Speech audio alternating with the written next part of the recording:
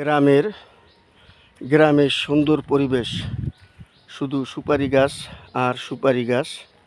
আপনারা দেখেন কত সুন্দর এই মনোরম পরিবেশ। আসলে দুনিয়াতে আমরা সকলেই আসছি, আবার একদিন আল্লাহ তাআলার ডাকে চলে যেতে হবে, কিন্তু রয়ে যাবে কিছু স্মৃতি।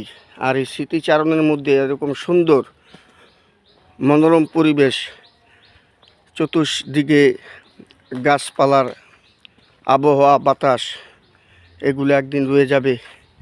কিন্তু আমি আল্লাহ পাকের ডাকে সাড়া দিয়ে চলে যাব,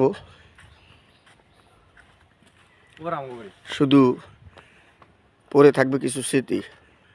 ঠিক তদ্রূপ এরকম আপনার আমার বাস স্ট্যান্ড, যেখানে চিরস্থায়ী শোয়া থাকবো, এরকম ঝুড় জঙ্গলের ভিতরে, এরকম বাগানের ভিতরে একদিন আমি শুয়ে থাকবো। কিন্তু দুনিয়ার কামাই কি করলাম আমরা, এটাই হইল বোঝার বিষয়।